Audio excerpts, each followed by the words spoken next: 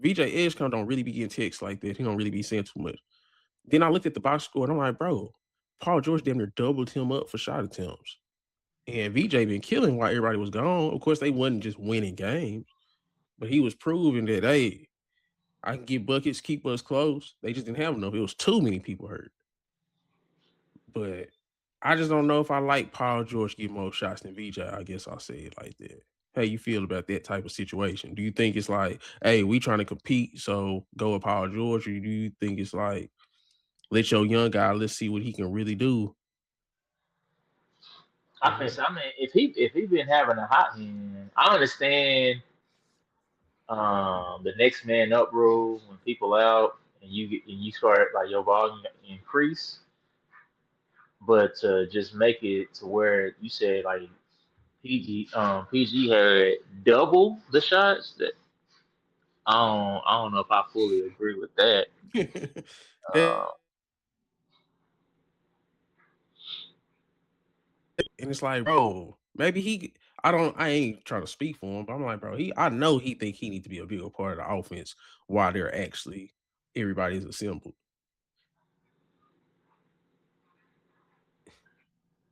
Do you think VJ Escombe better than Paul George right now? Is he better? That's the question too? I feel like he is. It's like A I lot of don't know. people, a lot of Go ahead. people are so stuck on what they used to see of a person that that's the only version they see, whether that person is actually showing it or not. So with that question, people gonna be like, "Man, what kind of question is that?" But I mean, the reality. I mean, PG hasn't looked good at all this year. He'd had like two good games in a row. I think he had like 26 the other day. I mean, but this is an 82 game season. Like you saying, like he had a good back to back. There's a lot of stuff he also did that kind of hindered the team, like getting suspended. I understand he spoke on that, whatever, but um, apologizing about something ain't gonna get those games back that you missed. Yeah. And a guy who been there just about all season and has been producing, he probably do feel away. Cause I mean, Paul George ain't just been terrible. 17 a game, 5 rebounds, 4 assists as the third guy when he has been playing. Uh the numbers don't look terrible. It don't feel, I don't know. Maybe it's a feel thing. Maybe it's because VJ got more athletic pop. It feel like he making more plays, but I don't know. Cause I was watching Paul George the other day. I'm like, this looks pretty good. But I still don't feel like I get, maybe I just feel like you can't play Edgecombe and Paul George at the same time. I don't know. That part seems more off than Maxi and Embiid. It feel like Maxi and Embiid have figured it out together. Well, they have played together. So I don't know. I just don't know, right? The Edgecombe Paul George situation is what's sticking out to me right now because Philly really should have beat Miami. Because if you think about Miami and Philly, who do you think had the most talent? And it wasn't even no Norman Powell today. Philly should have definitely won, especially since I mean, technically that's their best player that's missing. And like, how you lose to a team that just got blew up by the Pacers? And that's another thing. So uh, it's like I thought Philly was trending towards looking dangerous, but then it's like they just I don't know. I don't know. White boy, what's up with it, man? What's up with you, my boy? How do you feel about Philly? We've been talking about Philly You said what now? because they just lost to the Heat today. No Norman Powell, and Paul George took twice as many shots as VJ Edgecombe, they rookie. So we was just trying to see, like, man, is Philly dangerous? Do they got some problems? Just like what's going on with Philly? Oh, you said what's going on with Philly? Yeah. Um, Just like what are you thinking about Philly right now? Philly is kind of hard to gauge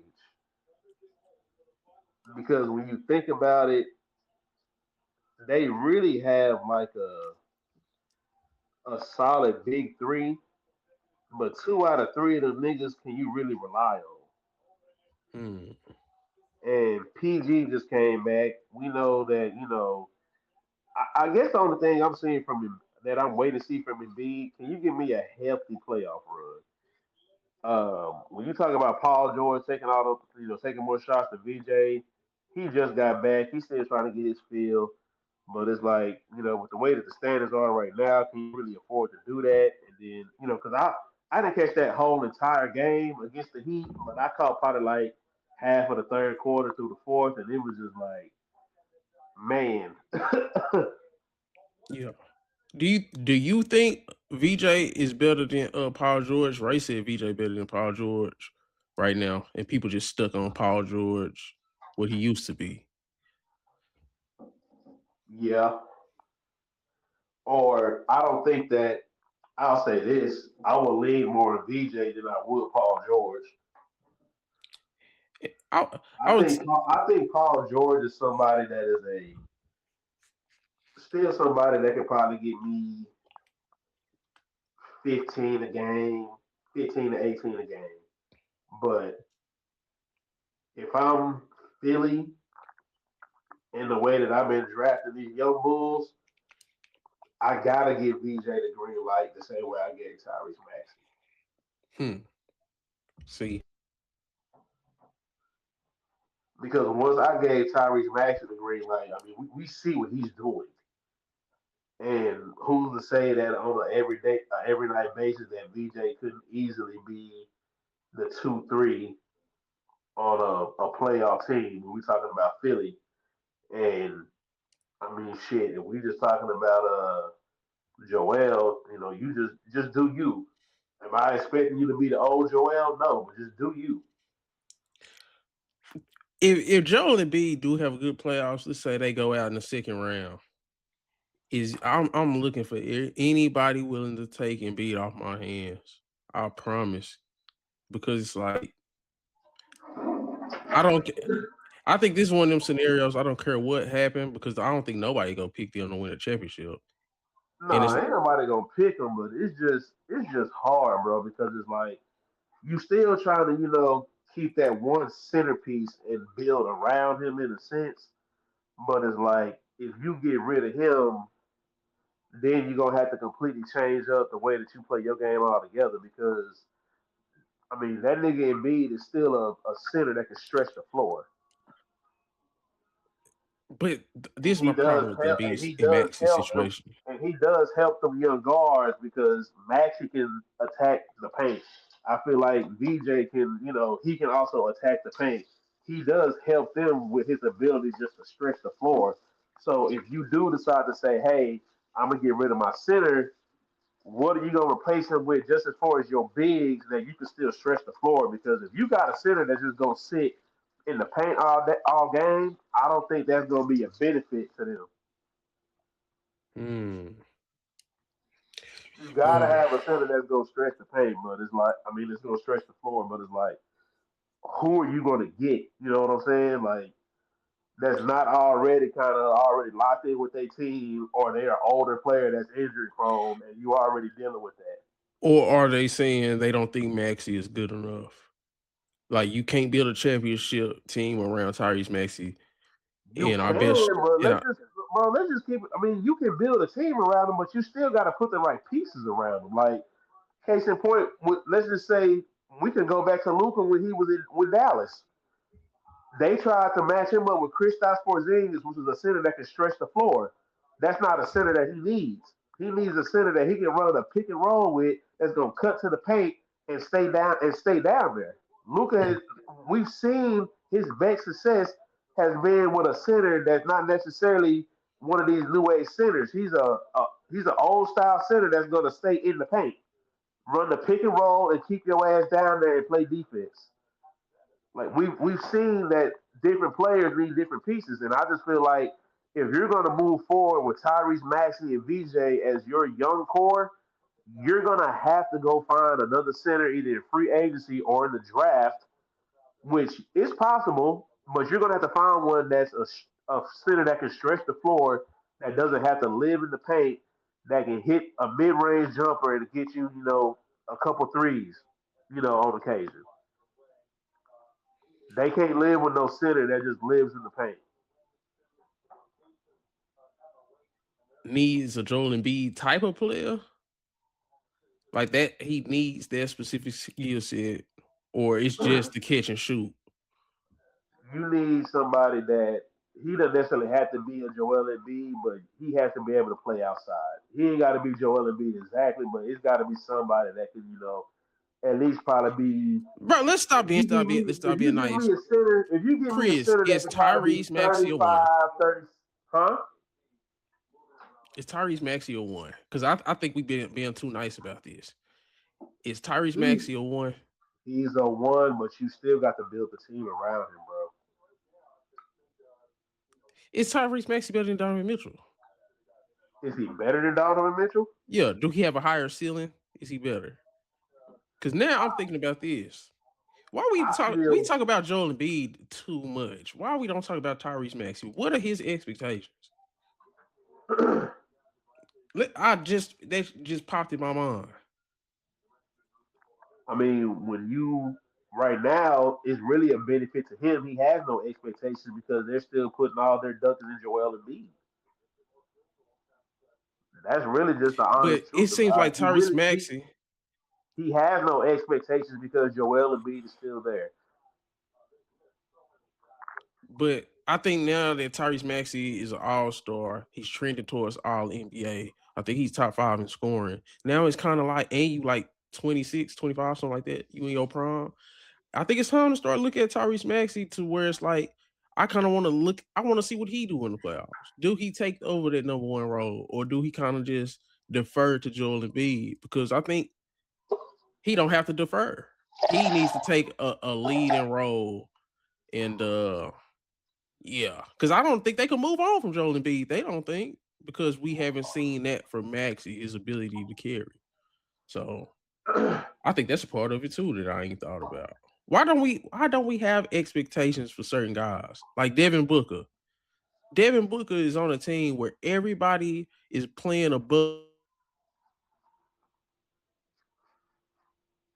the level we thought they was gonna play. The coaching is better than we thought they was gonna get. But Devin Booker is not having the season that you would think he would have for the Suns to be having the season that they having, if that makes sense. Like he's having a regular good year, but it's like you would think he would be like a top 10 scorer or a top 5 scorer. But I don't know. We don't care about what Tyrese Maxey and Devin Booker and them do. I don't know. They need more. What you doing? That's just how I feel. I think the only difference is with Tyrese Maxey and Devin Booker is that Devin Booker done been there so long. It's kind of like even when KD and all those dudes were there, it was supposed to be his team, and they still didn't. You know what I'm saying? But he's also getting like Devin Booker just got the benefit of the doubt, like, oh, he just lost KD and all this yada yada yada, which he shouldn't. I'm not agreeing with that at all. He should still be put up there because he's still their franchise player. So I do agree with you on that point, to where Devin Booker should be looked at the same way that some of these other dudes have looked. The only reason why he don't is because you know how media go. They look at Devin Booker like he's doing it the right way. No matter who they done brought in or anything like that, he ain't went nowhere. Because yeah, But yeah. with You the do you fifth, think that covers that you think that covers stuff up a lot being a one team guy? yeah, hell yeah. Should it? Why shouldn't it? I mean, a lot of people have opportunities to leave, but hey, we look at Dirk. He had plenty of chances to leave, but we look at his one championship and that run as one of the most impressive we've ever seen with dudes that got multiple titles. It's just Like I feel what you're saying, mm, but like it's a thing. Like I mean, that nigga Giannis is probably looked at as beloved in Milwaukee no matter what he does. That nigga has a finals and he got two MVPs there. they're gonna look at that one championship as like the best thing they've seen since sliced bread. A lot of people don't even remember that Kareem won one with him because of Giannis. Don't nobody remember that. Giannis can do anything else in his career, but guess what? He's going to get a statue in that building. He's gotten too many accolades there, and if they don't give him a statue, it's just gonna show how crazy that organization is. But Devin Booker haven't done nothing. He hasn't. But we thought he would though. Remember, we had expectations for Devin Booker. Remember, I was kind of low key like, man, he was supposed to be around where Tatum is. We thought that Devin Booker was really gonna be able to get it done once they got KD, but I don't know, bro. It's like I don't know. I just don't get why. I like the team they have now, but I feel like it's one of them. I feel like that Devin Booker might be. I mean, you can call me crazy for comparing him, but he might be in one of them dirt situations, bro. Like he got to a finals. He got to have a couple of seasons where it's kind of foo foo. They rebuild it, and maybe he might end up there. And we might be talking about him different in a year or two. I mean, okay, that's a good perspective to have, but I'm just saying you got to step it up. I mean, nobody was killing Dirk because we knew what Dirk was. We just knew that the team was just, you know what I'm saying? But that's the only reason why I brought it up. But I'm saying the Phoenix Suns should be even better. I don't think he's been playing good. It's like he having a regular good season, but he's the lowest field goal percentage. He has the lowest field goal percentage and 3-point percentage out of any top 10 scorer, like top 11 scorers too. Michael Porter Jr. is on that list. He's lower than Michael Porter Jr. when it comes to field goal percentage and 3-point percentage. So I just think, but that's my thing. Like the Phoenix Suns, if Donovan Mitchell was on this thing, I just think this team is like damn near a top 5 team. Look what KD is doing with the Rockets, and them dudes is bums. We get on KD, 37 years old, more than we talk about Devin Booker. I'm just saying. The only reason why it's hard with KD and the Rockets, because as much as you hate to admit it, they was a second seed without that nigga last year. Found some shit I love to do, so I can live comfortable. Searching for a peace of mind, need that when it's time to rhyme. Perfect in every line, any chance I get, and I know it takes time, but I will never quit.